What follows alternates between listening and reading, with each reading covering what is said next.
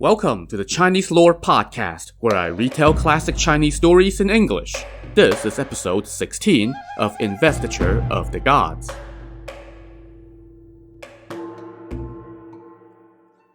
Last time, we met a new character named Jiang Ziya, a Taoist student in the Chan sect who was unceremoniously dismissed from the ivory tower by his master.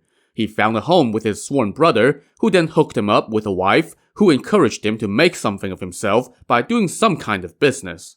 But we soon found out that Jiang Ziya was a terrible businessman, and an even worse husband who blamed his wife for his own failures, first in the exciting world of rake selling, and then in the even more enthralling and messy trade of flower peddling. As we rejoin the narrative, we find that Jiang Ziya's sworn brother, Song Yiren, was trying to help him find another line of work that he would actually be good at.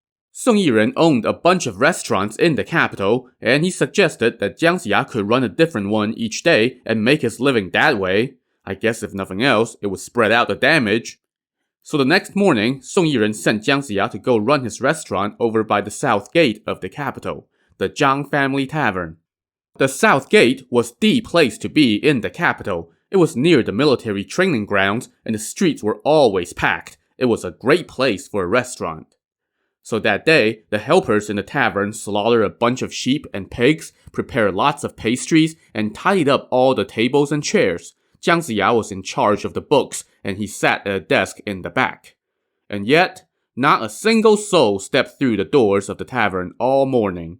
And then, when noon came, so did a huge downpour. Because of the rain, the army did not hold its military drills that day, which meant even fewer people coming by. And to top it all off, it was a hot, humid day, and all the slaughtered pig and sheep carcasses soon started to stink. All the pastries turned rancid, and the wine became sour. Seeing that nobody was coming in, Jiang Ziya told the helpers to eat the food before it turned really bad, and then he went home that evening with his head hanging low once again. "Brother, how was business today?" Song Yiren asked. "I am so ashamed, brother," Jiang Ziya said. "I lost a lot of capital today and did not bring in a single copper." Song Yiren sighed and consoled him, saying, "Don't fret, a gentleman bides his time. Besides, we didn't lose that much money. Let's try again."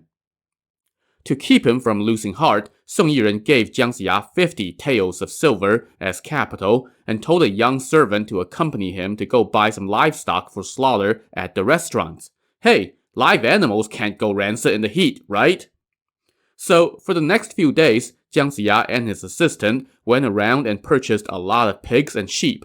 Once they had collected all the livestock they needed, they started herding the animals toward the capital. Well, as luck would have it, King Zhou's misdeeds had pissed off heaven so much that heaven decided to show its displeasure. Floods and droughts had plagued the land for half a year, and the capital was facing starvation. Both the king and the civilians were praying to heaven for relief, and as part of the prayers, the king had decreed that no livestock would be slaughtered during the prayer period. This decree was announced to the army and the civilians and posted on all the city gates. So that day, when Jiang Ziya drove a herd of livestock up to the city gate, the guards shouted, "Hey, he's breaking the law! Arrest him!" Jiang Ziya quickly turned and ran. He managed to get away, but all his livestock were confiscated by the authorities. Later that day, Song Yiren saw his sworn brother rushing back home with an ashen expression on his face. When Jiang Ziya recounted the ridiculous coincidence that had resulted in his latest failed business venture, Song Yiren laughed and said, "So the authorities confiscated a few taels worth of livestock. Don't worry about it. Let's warm up a bottle of wine and go drink in the back garden to take your mind off things."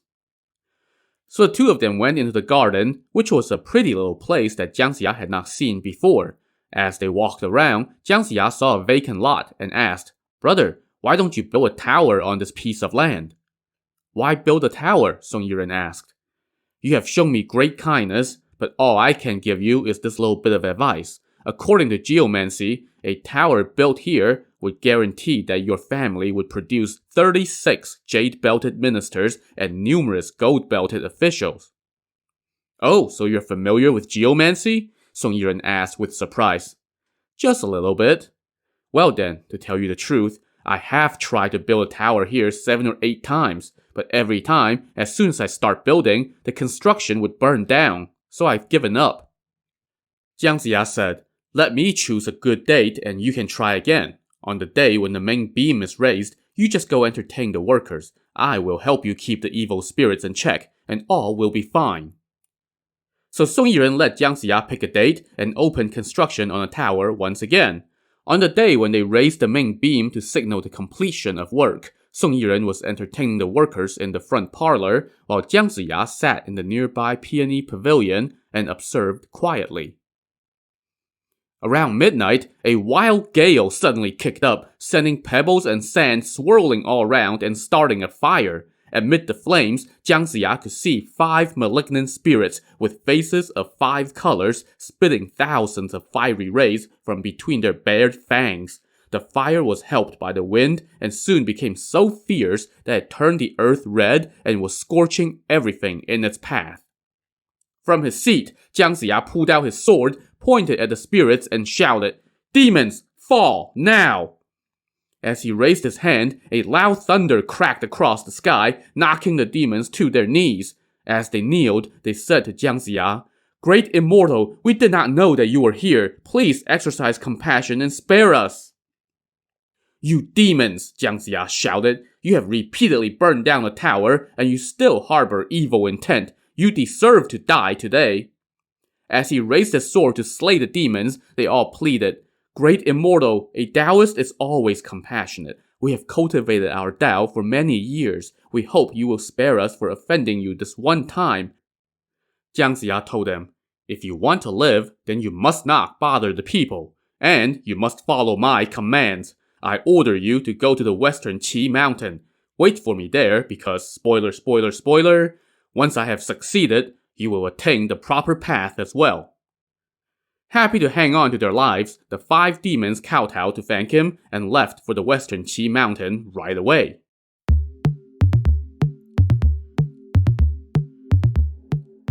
Just as Jiang Ziya was feeling good about himself, someone suddenly stomped out and asked, "Hey, who are you talking to?" It was none other than his wife, Lady Ma. She and Song Yiren's wife had come out to the back garden to see what Jiang Ziya was up to in the middle of the night. While he was giving the demons their marching orders, all they saw was him talking to himself, and that sent Lady Ma over the edge. "Sister-in-law, look at this," she fumed to Song Yiren's wife. "He's just talking to himself. He's never done anything in his life. How can a man who speaks such mumbo-jumbo have any hope of success?" Enraged, Lady Ma stomped out to confront her husband, and his response did not exactly help matters. "You women folk won't understand. I was taming demons just now." "What demons? You were speaking gibberish to yourself." "There's no point in me trying to explain. You won't understand. I'm skilled at geomancy and divination." "Oh, so you can predict the future now?" "That's my specialty. It's just a shame that I have no place to open a fortune-telling shop." Wait, that actually sounds like a halfway decent business idea for Jiang Ziya. Just then, his sworn brother Song Yiren showed up and asked if he saw anything just now when the thunder clapped. Jiang Ziya recounted how he had tamed the 5 demons. Song Yiren thanked him profusely and said, "Looks like your cultivation of the Tao was worth it after all." Song Yiren's wife now suggested, "Brother-in-law knows how to predict the future, but he has no place to open a fortune-telling shop. Can we find a house for him to do that?" "How much space do you need?" Song Yiren asked Jiang Ziya. "The south gate is the busiest spot in the capital. I can have my servants prepare a house there for you to use as your shop. That's no problem at all." So within a few days, Jiang Ziya's new shop was officially open for business. A couplet was pasted on the door. The line on the left said, "Speaking only of the way," while the one on the right said, "Never uttering a word of falsehood." Inside the house was another couplet. One side said, "The iron mouth can predict all mortal fortunes and mishaps," while the other side said, "Two crystal eyes observe the rise and fall of all the world." A third couplet adorned the walls. It read, "Inside the sleeves are the immense sky and earth. Within the jug appear the eternal sun and moon." Jiang Ziya picked an auspicious day to launch his new venture, but it looked like it was the same old, same old. Before you knew it, 5 months had gone by and not a single customer had set foot in his shop. One day, Jiang Ziya was dozing off at his desk in the shop. Suddenly, someone slapped the table really hard. Jiang Ziya startled awake, rubbed his eyes, and saw a tall man with vicious eyes standing in front of him. Wait, could it be? A customer? Sir, do you want your fortune told? Jiang Ziya asked. Sir, what is your name? The man asked. Jiang Ziya introduced himself, and the man asked him, What is the meaning of this couplet? Inside the sleeves are the immense sky and earth. Within the jug appear the eternal sun and moon. The first line means I know the past and future. The second line means I know the secret to immortality, Jiang Ziya explained. Well, that's quite a boast, the man said. Since you know the past and future, then your predictions must be very accurate. Why don't you tell my fortune? If your prediction is right, then I will give you 20 coppers. But if you're wrong, I'm going to give you a beating, and you're not allowed to run this shop anymore. So as it turns out, this guy was named Liu Qian. He was a woodcutter by trade, but he also had a side hustle in street thuggery. So picking on hapless small business owners was kind of his thing. Just my luck, Jiang Ziya thought to himself. I go months without a customer, and the first one I get turns out to be a rogue. Pick out one of the divining slips from the plate, he told Liu Qian, who did as he asked and handed him the slip. Now, this will only come true if you do exactly as I say, Jiang Ziya told him. Sure, I'll do as you say, Liu Qian agreed. I'm going to write down some directions on here. Just follow them, Jiang Ziya said, and then he wrote the following. Go straight south, you will find an old man under the willow trees. You will be given 120 coppers, 4 pastries, and 2 bowls of wine. When he read the slip, Liu Qian scoffed. This can't be right. I have been selling firewood for 20-some years, and nobody has ever given me food or wine. How can this be accurate? Just follow the instructions. You'll see, Jiang Ziya told him. So Liu Qian picked up his load of firewood and left. While Jiang Ziya waited for him to return, some of the people nearby who heard their conversation came over and warned him. Mr. Jiang, that Liu Qian is not one to be trifled with. If your prediction isn't accurate, you'll be in trouble. Oh, it'll be fine, Jiang Ziya said. As they stood around and shot the breeze, they suddenly saw Liu Qian stomping back this way, gripping the pole that he had used to carry his firewood. Uh-oh. As Liu Qian walked into the shop, Jiang Ziya asked him, So, was I right? Liu Qian shouted, You are a true immortal!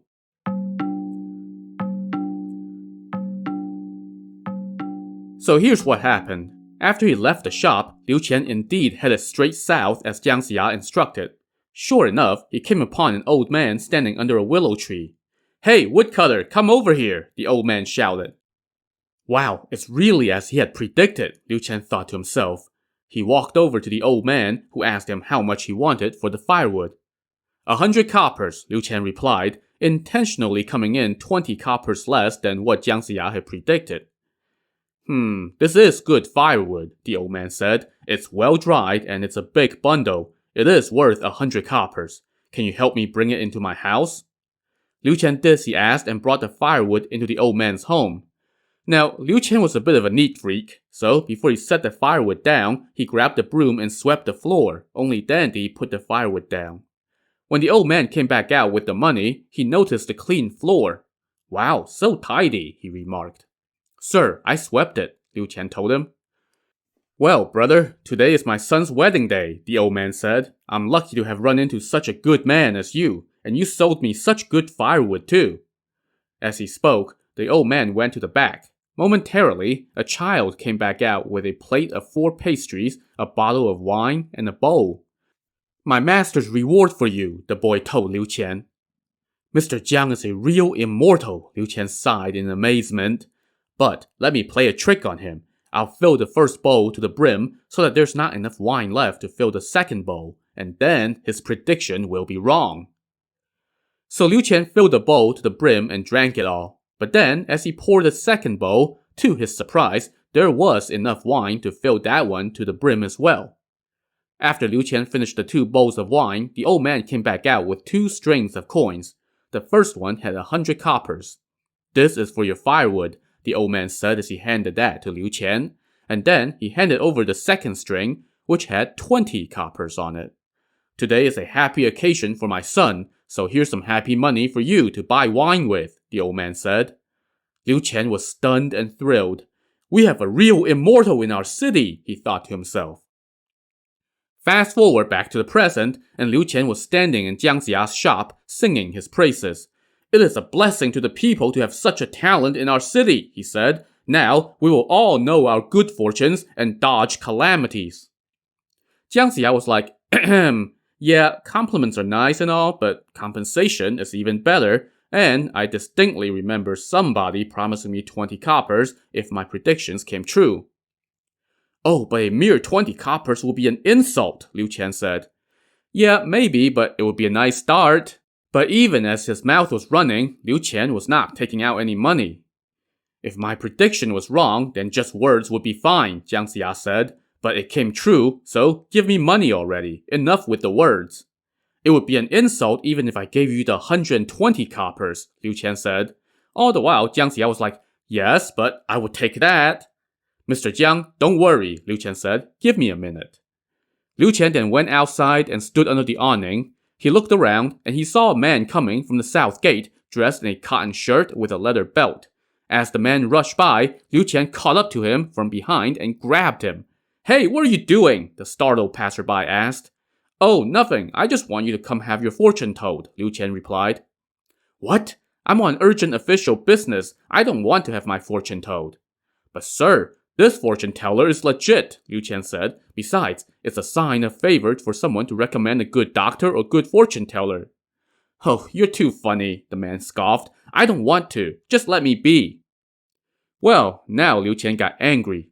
Are you going to have your fortune told or not? He asked brusquely. No. Well then, let's both jump into the river and die together, Liu Qian said as he dragged the dumbfounded man toward the riverbank. Bystanders now intervened and said to the passerby, Friend, on account of Brother Liu here, just go have your fortune told. But I have no reason to have my fortune told, the man insisted.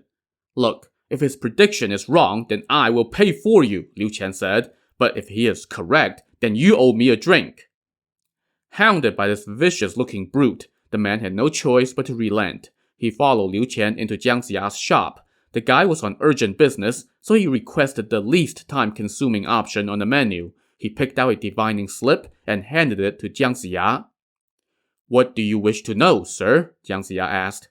I have been sent to collect land taxes. What do you think will happen? You can go see for yourself whether my prediction is correct, Jiang Ziya told him. On this trip, you won't even have to ask for the money. They'll be waiting for you. You will collect a total of 103 silver ingots. Okay, and how much do I owe you? The man asked. Liu Qian cut in and said, This is no ordinary fortune telling. 5 coppers. But you're not the fortune teller. Why are you setting the price? The man objected. Hey, no haggling, Liu Qian said. Besides, you're getting a bargain at 5 coppers. Well, the guy was in a hurry, so he was like, Fine, take my money. Liu Qian presented the 5 coppers to Jiang Ziya and thanked him. Everyone then hung around the shop, waiting to see if this prediction would come true as well.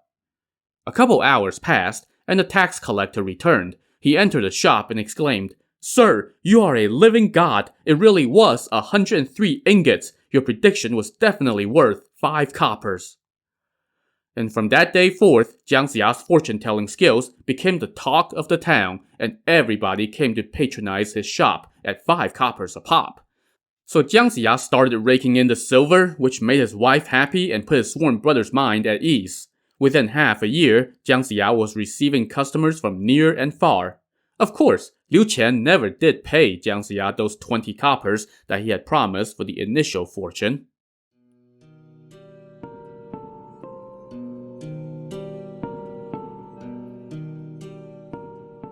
One day, Jiang Ziya was tending to the usual hubbub in his shop when a woman dressed in deep mourning clothes came in, bowed, and said to the other patrons, Gentlemen, please make way and let me have my fortune told.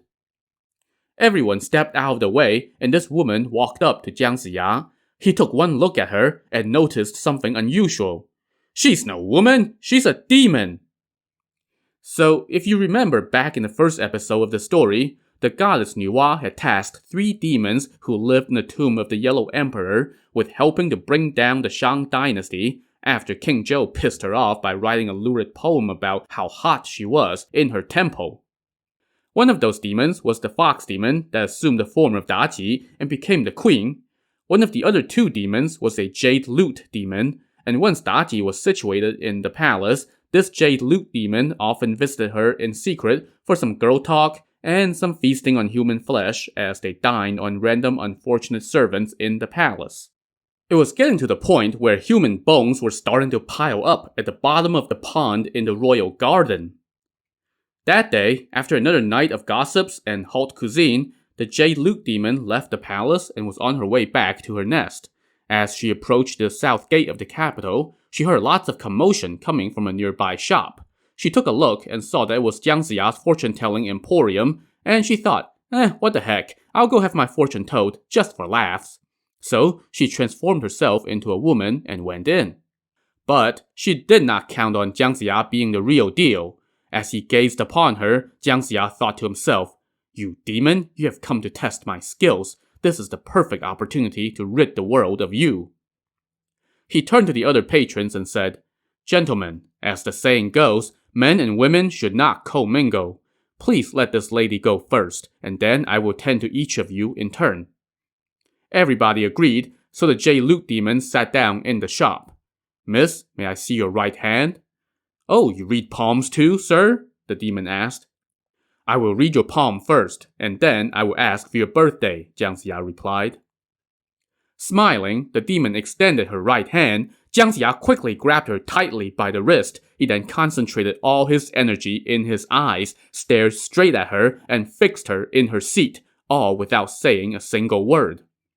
"Sir, why do you not say anything and just take my hand?" the demon objected. "I'm a woman, let go. Everybody is watching. How can you do this?" All the spectators saw this and chimed in, chiding Jiang Ziya. "You are an old man. How can you do such a thing? You are such a pervert and liar. We are in the shadow of the king. How can you act in such a despicable manner?" "Everyone, this woman is not human. She's a demon," Jiang Ziya said. "Oh, nonsense," everybody said. "She's clearly a woman. How can you claim that she's a demon?" As the commotion escalated, Jiang Ziya thought to himself, "If I let go, she is going to vanish, and then how can I clear this up? I should end her right now, so as to make my name." But he had nothing in his hand that he could use to attack the demon. He looked around and saw an inkstone on the table. He grabbed it and smacked the demon squarely on her head. With a loud crack, the woman's skull split open, and blood and brain came spilling out, staining her clothes. And still, Jiang Ziya did not let go. He kept his hand on her wrist, preventing her from changing forms. Meanwhile, all the stunned onlookers shouted, "Don't let him get away! The fortune-teller has committed murder!" By now, a huge crowd had gathered around the shop. This soon drew the attention of a passing official. This was Bi Gan, the second minister at court. When he asked his attendants what all the commotion was about, all the spectators said, "The minister is here! Take Jiang Ziya to him!" Bi Gan reined in his horse and asked what was going on. Someone in the crowd kneeled and said, "Sir, there's a fortune-teller here named Jiang Ziya. Just now, a woman came to have her fortune told. He took a liking to her and tried to take advantage of her. She was chased and refused. In his resentment, he picked up an inkstone and struck her on the head, killing her. Pity that poor woman, she is covered in her own blood." Bi Gan was enraged and ordered his men to arrest Jiang Ziya. Jiang Ziya came over and kneeled in front of Bi Gan's horse, dragging the dead woman's body behind him and still keeping one hand clenched around her wrist. "Your hair is all white, so how can you not know the law?" Bi Gan said. "You tried to take advantage of a woman in broad daylight, and when she refused, you killed her. This is unpardonable. Once this is sorted out, you will be punished to the full extent of the law." "Sir, please allow me to explain," Jiang Ziya said. "I have studied and obeyed proper customs since my youth. I would never dare to break the law. But this is no woman. It's a demon. In recent days, I have noticed a demonic aura filling the palace, and the kingdom has been beset with disaster. As a citizen of the capital, I am obligated to repay His Highness's kindness by ridding the city of demons and evil spirits. This woman really is a demon. Please examine this matter closely." But everyone else kneeled and told Bi Gan, "Sir, he's a traveling snake oil salesman. He's adept at running his mouth to cover up his misdeeds. We all saw it. He killed her with wicked intent. If you believe him, then it would be an injustice for her and for all the civilians. So this is not looking good for Jiang Ziya. To see what trouble he's in for, tune in to the next episode of the Chinese Lore Podcast. Thanks for listening.